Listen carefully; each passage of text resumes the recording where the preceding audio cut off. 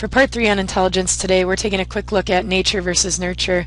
Remember that when you talk about nature, you're talking about the biological or genetic contributions, versus nurture, you're talking about the environmental contributions.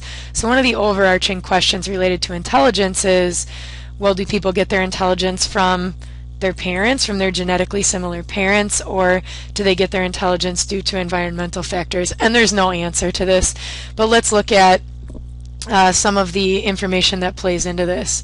So one of the things that researchers talk about when they talk about nature versus nurture is known as heritability.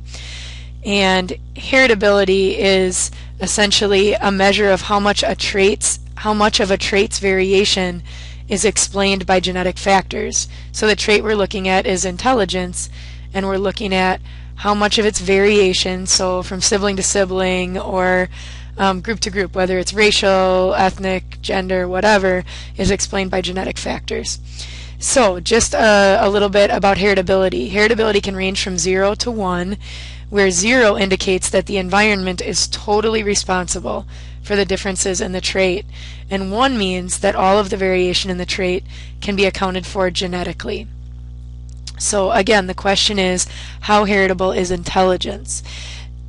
Now we need to remember, I need to reiterate, that heritability does not apply to an individual, but rather to an entire population, to a group. And that's important to point out. So you definitely can't look at me and say, oh, well, you know, Miss Damaris must get all of her intelligence from her parents, or the reverse of that would probably be true. And so you can't look at it like that. When I give out numbers later, it doesn't mean that that works for an individual. We're looking at comparing populations to populations, or groups to groups. So whatever the heritability ratio is for intelligence, it will not tell you how much any particular person's intelligence was determined by nature or nurture. So this has been one of the big things that people look into, so let's talk about a few of the factors to be considered with nature versus nurture. So the first one that we'll talk about will be performance on intelligence tests that's been increasing steadily throughout the century. Remember that Flynn effect thing that we talked about? Well, since the gene pool has remained relatively stable, then this finding might suggest that environmental factors, things like nutrition, education, maybe even TV and video games, are playing a role in intelligence. So that's one thing to think about, and that lands more on the side of nurture. Another thing to look at would be identical versus fraternal twins.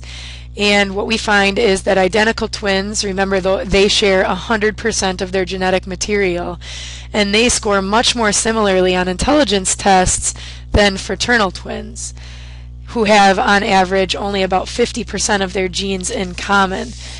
So that's something that I think is important to point out. Research on identical twins that are separated at birth has found strong correlations in intelligence scores as well. So you look at that and you say, well, that means it must be that nature side of things. However, researchers that take more of an environmental influence perspective on this point out that usually the twins are placed into similar environments, which makes it difficult to really determine the effects of nature and nurture. So for example, if each twin is placed into a white middle-class suburban home, then their similarities, you can't necessarily say that their similarities are all genetically based because they're in similar environments.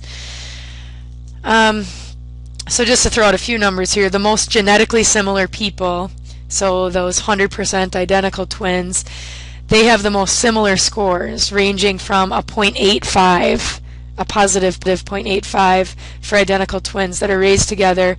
But then you look at the other end of the spectrum, and it ranges to about a positive 0.33 for unrelated individuals raised together. So that could be an adoptive family member or something like that. So still a correlation, but we have to look at, well, is it nature or nurture that's really tying into this? We also might consider studies of children that are raised in extremely neglectful or enriched environments also indicate that life experiences significantly influence intelligence test scores as well. We do find research that indicates that schooling and intelligence both contribute to each other, and actually that both enhance your income later on. So another thing I want to talk about would be that some researchers have argued that racial differences in IQ scores provide evidence that intelligence is largely genetically determined.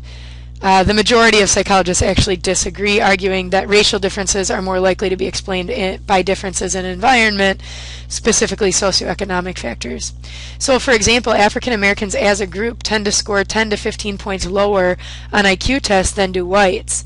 But many researchers argue that there's a greater poverty level and greater issues with the socioeconomic environments that people are being raised in, and that those might be more likely to be not necessarily the cause, but correlate to those lower IQ scores on the tests. Test bias is another factor that might be considered to contribute to the gap in those test scores.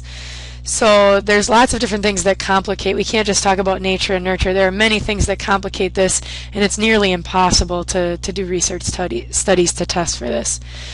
Some people talk about bias in intelligence tests, and there's two meanings of bias. There's bias in the popular sense, which we might look at as more of like tests are biased against certain racial or ethnic groups, and there's bias in the scientific sense. So when you talk about bias in more of the scientific sense, there are a few things that we know. Intelligence tests are biased in the sense that they're sensitive to the performance differences that are caused by cultural experiences. So for example, they try to do a really good job of the way that questions are worded. There was actually some interesting research done on a test question that dealt with the word budget, and they found that some kids from lower socioeconomic backgrounds didn't do very well on the question, even though it seemed like a fairly straightforward question. And what they came back to was that word budget is what tripped them up. They weren't as familiar with that word. So when you talk about tests being biased, even though they try really hard, there might be some bias based on your cultural experiences. However, tests are not biased in the fact that they predict as accurately for one group as they do for another. So, for example, the predictive validity is roughly the same for men and women, blacks and whites, and rich and poor. So that means that these tests are generally pretty solid. Stereotype threat is one thing that we should talk about here, and that's a self-confirming concern that one will be evaluated based on negative stereotypes. So the phenomenon sometimes appears in intelligence testing among African Americans and among women of all colors. So that's something to think about that might play in when you talk about bias. Another thing is the self-fulfilling prophecy, which kind of deals with expectations. So if you think that others have low expectations of you, then you might end up fulfilling their prophecy of you. And sometimes that does happen to tie to low socioeconomic status and lack of support in your home environment and things like that. So again, bringing us back to the debate of nature versus nurture, there's really not a lot of ways to kind of pare down, is it nature that contributes to intelligence or is it nurture? We know that both of them are likely very important, and most psychologists agree that differences in group IQ scores that are based on ethnic background or gender are due to environmental differences, not genetic differences. So I just want to reiterate that one more time.